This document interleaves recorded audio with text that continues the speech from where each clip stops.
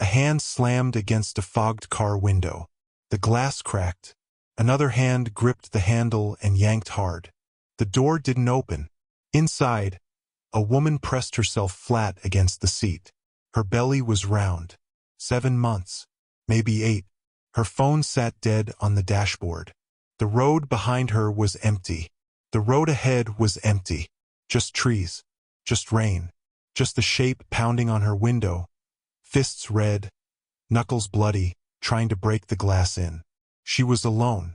She had pulled off because her engine died. Right next to a ruined cabin she'd driven past a dozen times without a second look. Her name was Hannah Pierce. What she would find behind that cabin door, after the pounding stopped, would crack open a missing persons case that had gone cold 3 years ago. Nobody had stopped here in 3 whole years. She stopped. Stay with me. Hannah Pierce was 29, 7 months pregnant, and 4 months a widow. Her husband's name had been Matthew. He was killed in December, early morning, icy road. Black ice on a bridge she had always told him to be careful on. Hannah found out she was pregnant the week before he died. He had known for 7 days. They had celebrated. They had cried. They had started picking out names. And then he was gone. She was driving home from her mother's house. 3 days in the Kentucky hills with her mom, who had begged her to stay longer, to move back in even. Hannah had said no. She wanted to sleep in her own bed. She wanted to start over, alone, in the little house she and Matthew had bought together 2 years before. It wasn't going to be easy, but she had to begin somewhere. The route home took her through a stretch of mountain road she knew by heart. No towns, no gas stations, a handful of houses so far off the road you'd never know they were there. She had taken this route a dozen times and it had always felt safe. Now here's the thing. The engine started stuttering about an hour in. A dry cough under the hood. Then a longer one. Then the smell of hot metal. She knew what that meant. Old car. Bad alternator. She'd been putting off the repair for months because money was tight and Matthew had always handled the car stuff. She pulled off at the first wide shoulder she saw. A patch of gravel on the edge of the pines, next to a cabin she had passed a dozen times without ever looking twice at it. The cabin was ruined.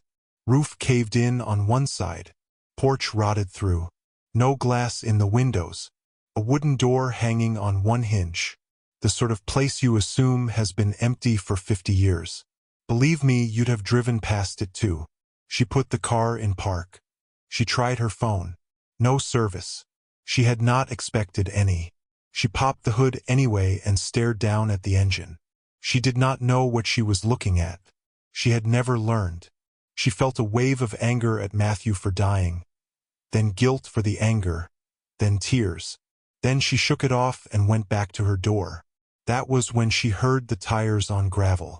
A gray pickup truck came rolling up behind her car. It stopped about 30 feet back.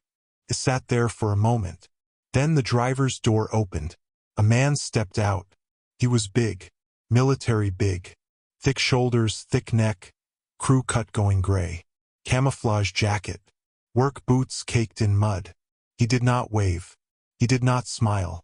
He walked toward her without a word. "Engine trouble?" he said. Flat voice. "A little," Hannah said. "Somebody's coming already." She was lying. He would know she was lying if he had any sense at all. There was no service out here. She said it anyway. He stopped about 6 feet from her. His eyes dropped to her belly. They stayed there a beat too long. "That's a long walk in your condition," he said. "If nobody comes." "Somebody's coming." He looked past her at the cabin. Something crossed his face when he saw it.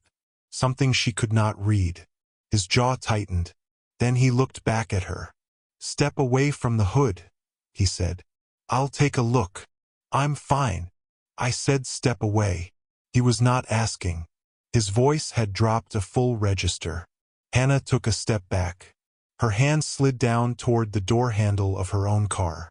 Her heart was beating so hard she could feel it in her jaw. He stepped closer. He was between her and the road now. Between her and any direction that wasn't forest or cabin. "Get in the truck," he said. She did not move. "Get in the truck." He reached for her arm. Hannah pulled back. Her hip hit the side of her car. She twisted away and he grabbed at her sleeve. The fabric tore. He lunged. His palm slammed against her car window as she dove sideways.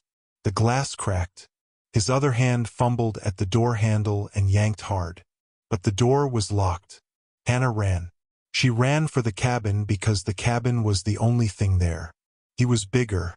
He was faster on flat ground. But her car was between them for half a second, and that was all she had. Her foot hit the rotted porch. It gave beneath her. She caught the door frame. She hauled herself up and through the broken doorway. Her hands found a beam inside. She pushed it, dragged it, jammed it sideways against the door. Then she stopped and listened. Outside, footsteps on gravel. Slow, measured, coming toward the porch. Then stopping. Silence for 10 long seconds. 20. 30. She held her breath and listened past the ringing in her own ears. She could hear him breathing. She was sure of it. On the other side of that door. 4 feet from her face. Then his footsteps started again. Walking away. Back to his truck. She heard the truck door open and close. Then the engine started. Then tires on gravel, pulling out, moving down the road. Fading. Gone. She did not move for a long time. She stood behind the jammed beam with her hand pressed flat against the door, and she counted to 300 in her head before she believed he was really gone. She counted to 300 again before she turned around. Then she finally looked at the cabin. It was not empty. That was the first thing she understood. From the outside it looked abandoned. From the inside it was not. A folding chair sat in one corner with a cushion on it that had been used recently. The dust on it was disturbed, smeared. An oil lantern stood on a wooden crate beside it with a half-melted candle inside. A plastic cooler was pushed against the far wall. She opened it. Water bottles. A loaf of bread. A package of cold cuts. 3 days old, no more. Someone used this cabin. Someone had been using it for a long time. She stood in the middle of the room and tried to think. Her first thought was that the man in the truck had been the one using it. He had seen her car parked here and known this was his place and decided she could not be allowed to see inside. That was why he had tried to force her into his truck. And that meant he would come back. She felt the baby kick hard against her ribs. She put a hand on her belly. She breathed. "We're going to be okay," she said out loud. "We're going to be okay." She started searching. She did not know what she was looking for. Evidence. A phone. Anything she could use. She searched the cabin corner by corner, under the cooler, behind the folding chair, along the rotten wall where the roof had fallen in.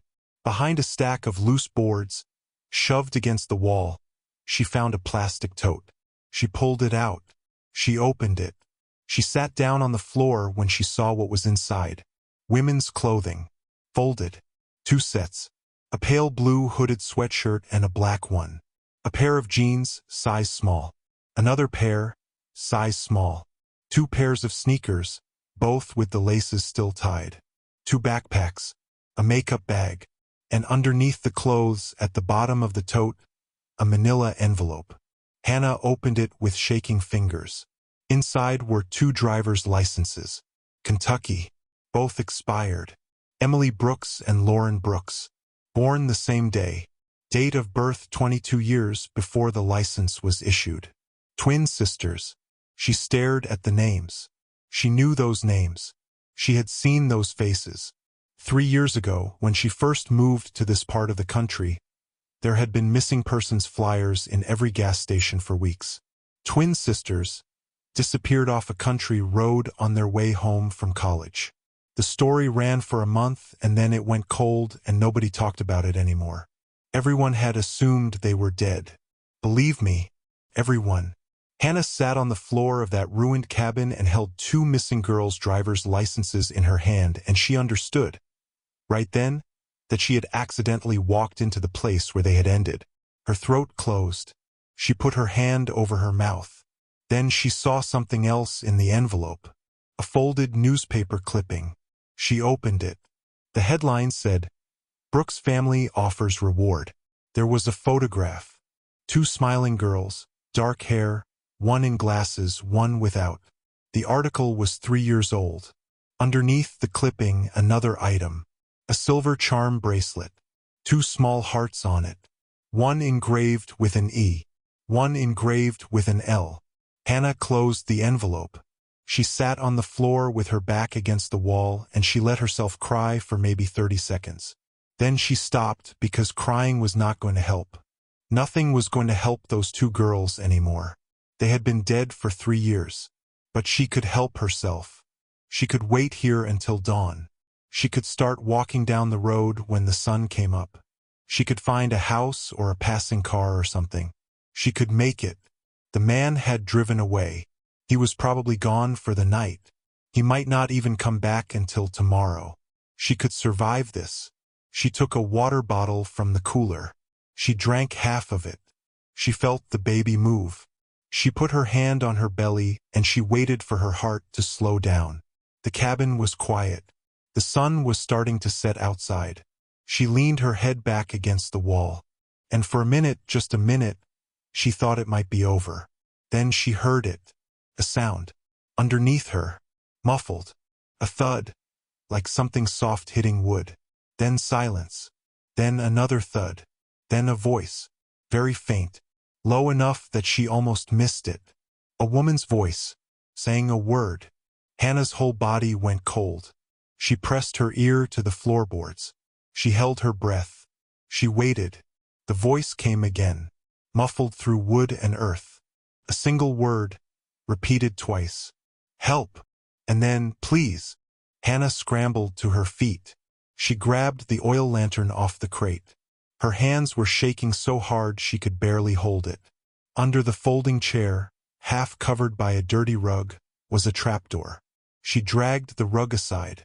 The trapdoor was made of old wood, reinforced with iron bands. A heavy steel padlock held it shut. Padlock that was new, shiny, brass, recently oiled. She fell to her knees. She pulled at the padlock. She pulled at the hasp. Neither moved. "Hello?" she said, her face close to the door. "Hello? Can you hear me?" A silence. Then, clearly, through the wood, a woman's voice. "We're here. Please, we're here." Hannah put both hands flat on the trapdoor. "My name is Hannah. Is it Emily? Lauren?" A longer silence. Then a ragged sob from below. "Yes." Hannah closed her eyes. 3 years. They had been down there for 3 years. Under the floor of a cabin that people drove past every single day. While their parents had buried them in their minds. While the town had stopped asking about them. While the news had moved on. While Hannah herself had driven this road a dozen times and never once slowed down. They were alive. If you're still with me, do me a favor and hit that subscribe button. This is the moment the case cracked open. Let's finish it together. And the man was coming back. She stood up. She looked around the cabin. She needed tools. Something to break the lock. Something to pry the hasp. She tore through the cabin. She flipped over the cooler. She yanked at the folding chair. She ran her hands along the boards in the wall. Nothing. No hammer. No crowbar. No axe. The man had not left a single tool in this cabin. Because of course he hadn't. He was not stupid. "I'm going to get help," Hannah said through the trapdoor. "I'm going to get you out. Promise. But I have to leave for a minute." "He comes back," came the voice below, smaller now. "He comes back at night. Every night." Hannah's stomach dropped. "What time?" "Dark. When it gets dark." Hannah looked at the broken window.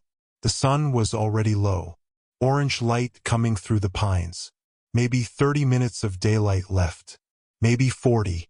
"Okay," Hannah said. "Okay. Okay," she thought. Her hands were shaking. Her heart was in her throat. Her baby was kicking like he knew something was wrong. She could not break the lock. She could not get them out. and she could not run. Her car was dead and the nearest house was miles away. Even if she ran down the road, she could not outrun a truck. He would pass her. But there was one thing she could do. If he came back, if he went down through that trapdoor to them, she could shut it behind him. She could take the padlock. She could trap him down there. And then she could take his truck. He had to have keys on him. And she could drive until she had signal and she could call the police and come back. If she could get the keys. If she could shut the trapdoor in time. Outside, in the distance, she heard the sound of tires on gravel. A truck coming back down the road. "He's coming," Hannah whispered through the trapdoor. "Stay quiet. Stay small. I'm going to try something." "No," said the voice below. "No, please, if he catches you. Stay quiet." She pulled the rug back over the trapdoor. She looked at the padlock in the hasp. It was hanging there, closed but not clicked shut. That meant he was going to walk in, cross the room, pop it open with one hand, and go down.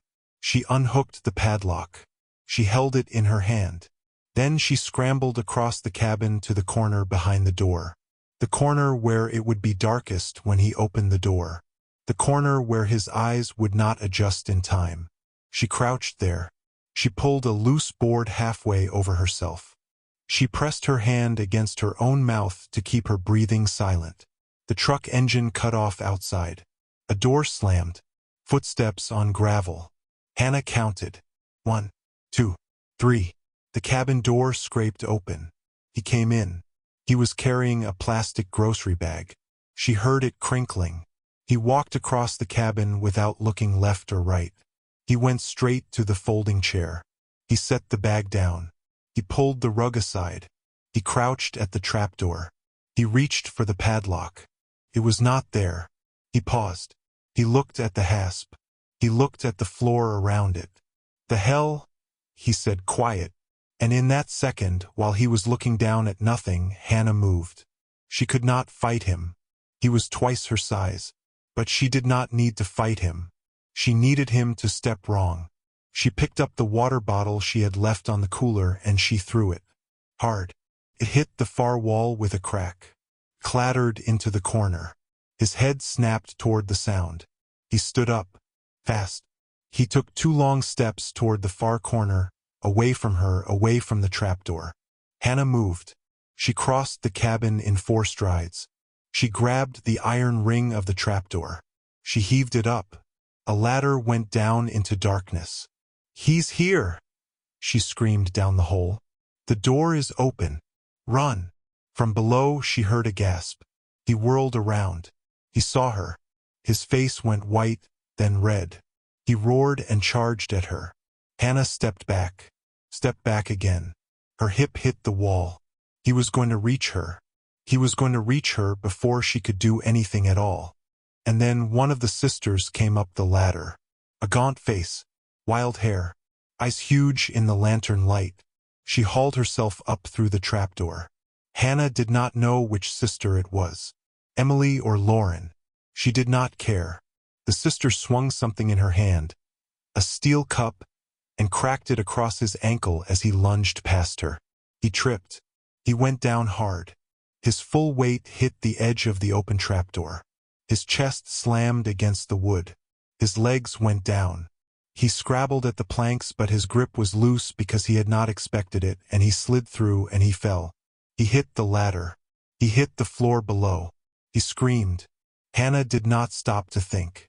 She slammed the trapdoor down. She slammed the hasp into place. She rammed the padlock through the hasp. She clicked it shut. She stood up. She was shaking so hard she could not feel her own hands. Below he roared. The trapdoor shuddered. It held. The sister who had come up the ladder stared at Hannah. Then Hannah understood. "Your sister," Hannah said. "Your sister is still down there." "Lauren is behind the wall," the woman said. Her voice was a croak. "He keeps her chained. In the dark. He won't reach her fast. He can't see." "Oh God!" The woman, Emily, was already running to the door. She was barefoot. She was nothing but skin and bones. She was wearing the same kind of shirt Hannah had seen in the tote. And Hannah understood right then that the clothes in the tote were old clothes. From before. From when Emily and Lauren were healthy and normal and had not yet been taken. His keys, Hannah said. His truck keys. We need them. Emily pointed at the grocery bag on the folding chair. Hannah ran to it. She dumped it out. A set of keys clattered onto the floor along with a package of ham and a jug of water and 2 candy bars. Hannah grabbed the keys. Come on. They ran. Out of the cabin. Over the rotted porch. Onto the gravel. Hannah climbed into the driver's seat of the pickup. Emily climbed in beside her. Hannah's hands shook so badly she dropped the keys twice before she got them into the ignition. The engine started. She backed the truck down the gravel road. She turned it around. She drove. She drove until her phone beeped in her pocket. 2 bars. She pulled over. She dialed. 911. What's your emergency? Hannah opened her mouth. She said, I found the Brooks sisters. They're alive. I need every cop you have. The first patrol car reached the cabin 40 minutes later. The second one came 5 minutes after that. Then a sheriff's van. Then 2 unmarked vehicles from the state police. Hannah and Emily sat in the cab of the pickup on the side of the road and watched them go in. When the officers came out, they were carrying Lauren Brooks in a wool blanket. She was conscious. She was weeping. She was not able to walk on her own. One of her ankles was bruised purple from the chain. They brought the man out last. In handcuffs, shouting, bleeding from his forehead where he had hit the ladder when he fell. His name, Hannah would learn later that night, was Wade Hollinger. He had been a neighbor of the Brooks family for 12 years. He had coached Lauren's softball team in middle school. He had sat at their kitchen table and eaten the Brooks mother's cooking. He had grabbed the girls in a rainstorm as they walked home from the campus bus stop 3 years before. And he had kept them under a cabin that everybody in the county had driven past and nobody had ever once stopped at. Hannah would learn all of that later. That night, she only knew he was in cuffs, and that Emily and Lauren were in an ambulance, and that her own hands would not stop shaking. A paramedic tried to put her in another ambulance. She shook her head. The baby was fine. She could feel him kicking. She wanted to stand on her own 2 feet for a little longer. Her mother met her at the hospital at 3 in the morning. She did not say anything. She just held Hannah for a long time. Hannah cried into her shoulder the way she had not cried since Matthew died. She gave her statement to the state police the next day. She told them everything. She told them about the cabin she had driven past a dozen times and never once looked at. She told them about the charm bracelet with the 2 hearts. She told them about the water bottle thrown against the wall. She told them about Emily coming up the ladder with a steel cup in her hand. She asked quiet how long those girls had been down there. The officer told her. 3 years and 1 month. He told her that Wade Hollinger had been questioned by police twice in the first week of the investigation, because he lived half a mile from the Brooks family. Both times, the officers had accepted his story. He had cried at their press conference. He had held their mother's hand. Hannah did not sleep that night. The Brooks family came to see her in the hospital the following week. She had expected the parents. She had not expected the 2 girls. But Emily and Lauren walked in on their own feet. Thinner than a person should be. Bruises on their wrists and ankles that would take months to fade. But upright. Walking. Alive. Emily came to Hannah first. She took Hannah's hand. She put her other hand on Hannah's belly. He kicks, Emily said, soft. Yes. What are you going to name him? Hannah had not decided yet. She had been going back and forth for weeks between 2 names. Matthew after her husband, or something new, a name that belonged only to her baby and no ghost. She looked at Emily Brooks, and at Lauren standing behind her, one arm around her sister's waist. I haven't picked, Hannah said, but I think I know now. She did not name him Matthew. Matthew was her husband. Matthew was a man she had loved and lost. Her son was not a replacement. Her son was his own person. She named him Jonah, after her grandfather. And she gave him a middle name that was not a name at all. It was a letter, the letter E, for the girl who came up the ladder with a steel cup in her hand, the night her sister was still chained in the dark, and who swung it hard enough to make a grown man fall. Jonah Emerson Pierce. 6 weeks later, on a Tuesday, Hannah went into labor. Her mother drove her to the hospital. Her labor was 11 hours. She held her son for the first time just before midnight. He was small. He was warm. He had Matthew's eyes. Her mother stood by the bed, and she did not stop crying for an hour. The sun came up outside the window. Hannah looked down at her son. She put her finger in his hand. His hand closed around it. Tight, small, alive. She thought about that cabin. About the silence when she first stepped inside. About how close she had come to just sitting against that wall and waiting for dawn, drinking her water, never hearing the sound below her. About how those two girls had spent 3 years listening to feet walk past above them. And how on the one night a stranger finally stopped, it happened to be the one night Hannah Pierce's engine died in the right place, at exactly the right time. She thought about that, and she thought, I was never supposed to stop here. And then she thought, but I did. She kissed her son's forehead. Outside, the first light of morning reached through the window and lay down across the bed. She was not alone anymore.